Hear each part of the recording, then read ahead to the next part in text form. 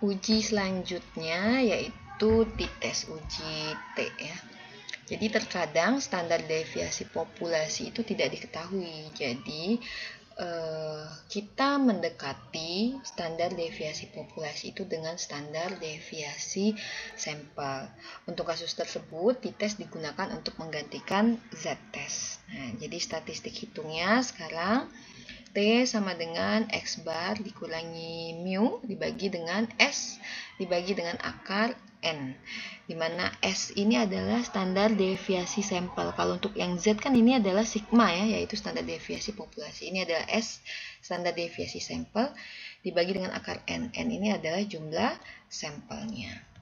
Langsung masuk ke contoh soal, biar lebih tergambar menggunakan uji T ini. Oke, McFarland Insurance Company Claim Department ini melaporkan rata-rata cost to process a claim, jadi biaya untuk memproses klaim itu adalah $60. Kemudian dibandingkan dengan industri sejenis, $60 itu lebih besar ya dibandingkan industri sejenis. Jadi si perusahaan ingin melakukan cost cutting measure di sini ya. Dia pengen menurunkan biayanya. Nah, untuk mengevaluasi efek dari cost cutting measures ini, supervisor dari claim department memilih random sample dari 26 klaim yang diproses bulan lalu. Kemudian dia merekam biaya untuk memproses setiap klaimnya. Nah, ini adalah data biaya untuk memproses satu klaim dari 26 klaim. Nah, pada tingkat signifikansi level 0,01 atau 1%, apakah cukup beralasan untuk menyimpulkan bahwa rata-rata biaya untuk memproses klaim itu kurang dari $60. Jadi rata-rata yang sekarang ini kurang dari $60. Nah, kalau di sini ada kata less than, nah berarti di sini ujinya adalah uji satu arah, bukan uji dua arah. Langkah 1, nyatakan H0 dan H1. Karena kita di sini disebutkan kan pertanyaannya adalah apakah beralasan untuk menyimpulkan bahwa rata-rata biaya untuk proses klaim itu lebih rendah dari $60. Nah, ini adalah hipotesis alternatif kita sekarang. Oke, jadi ini hipotesis alternatifnya kurang dari $60, berarti hipotesis H0-nya adalah mu atau rata-rata populasi itu lebih besar sama dengan $60. Jadi sama dengan ini selalu punyanya si H0. Jadi kalau H0 ini berarti ini nol hipotesisnya, rata-rata populasi itu paling tidak $60, lebih besar sama dengan $60. Langkah kedua, tentukan taraf signifikansi alfa. Alfanya adalah 1%. Kemudian langkah ketiga, pilih uji statistik yang sesuai. Jenis datanya rasio, kemudian distribusinya normal. Kenapa normal? Nanti kita cek ya di gambar histogramnya. Kemudian standar deviasi populasi tidak diketahui, berarti uji yang kita gunakan adalah t-test. Nah, ini ya, dari sampel yang ada ketika kita bikin histogramnya, ternyata dia mengikuti distribusi normal walaupun dia belum sampai 30 sampel di sini. Nah, langsung ke langkah keempat yaitu formulasikan decision rules. Nah, karena itu adalah distribusi normal ya di sini dan dia itu adalah uji satu arah, alternatifnya adalah kurang dari $60. Nah, berarti uji sebelah kiri. Nah, ini ya sebelah kiri di sini ya. Nah, berapa nih critical value-nya? Kita lihat ya. Tadi sampel kita ada 26.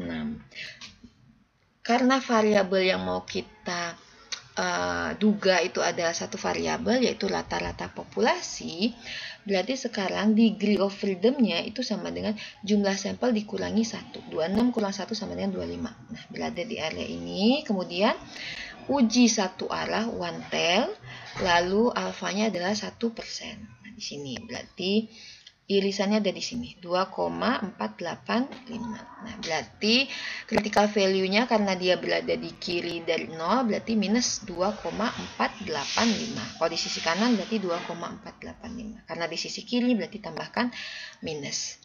Apa decision rules-nya? Decision rules-nya ini kurang ya, harusnya dituliskan lagi nih di sini decision rules-nya apa. Decision rules-nya adalah tolak H0 jika nilai critical value tolak H0 jika T hitungnya, nilai statistik hitungnya kurang dari critical value atau kurang dari minus 2,485. Atau tolak H0 ketika P value-nya kurang dari 0,01. Jadi ini adalah rejection region-nya atau region of rejection. Nah, kalau di sini adalah area gagal menolak H0 di sini. Nah, itu adalah langkah 4. Langkah 4 itu belum sampai sini ya. Belum sampai dapat nilai minus 1,816. Baru sampai di sini aja. Nah, ini nanti di langkah kelima, step yang ini. Langkah kelima, kita cari nilai statistik hitung dan pengambilan keputusan. Karena kita pakai uji T, berarti kita menggunakan formula T sama dengan X bar, rata-rata sampel dikurangi mu, rata-rata populasi dibagi standar deviasi sampel dibagi dengan akar N. Standar rata-rata sampel, nah ini kita cari manual nih, kan kita punya yang di sini ya. Kita punya 26 data. Nah, kita tambahkan lalu dibagi 26. Dapatlah rata-rata sampel, yaitu rata-rata sampelnya 56,423. Lalu dikurangi 60 rata-rata populasinya. Karena kan yang kita duga kan rata-ratanya $60 cost untuk memproses klaim. Kemudian dibagi dengan S. Nah, S ini kita cari juga nih dari data yang ada standar deviasi sampel ya. Nanti ingat-ingat materi dispersi, silahkan kalian cek lagi nanti gimana dapat nggak nanti kalau kalian hitung sendiri. Nilai standar deviasi sampelnya adalah 10,041 dari data yang ada sebelumnya.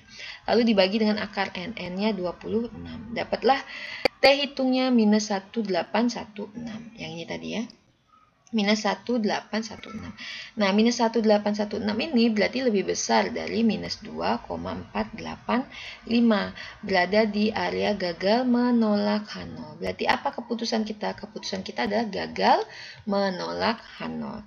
Nih, the null hipotesis atau H0-nya gagal ditolak pada tingkat 1% signifikansi level.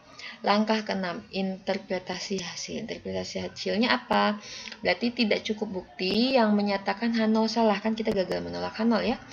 Berarti kalau H0-nya salah, kalau kita tidak cukup bukti menyatakan H0 salah, berarti H0-nya kita anggap sementara dia benar dengan data yang ada. Berarti kita baca tuh H0-nya. H0-nya apa tadi? H0-nya adalah rata-rata biaya klaim itu lebih besar sama dengan $60 atau paling tidak biaya untuk mengklaim itu paling tidak biaya proses klaim itu adalah $60 ya. Rata-rata biaya klaim itu paling tidak $60. Ini adalah interpretasi hasilnya.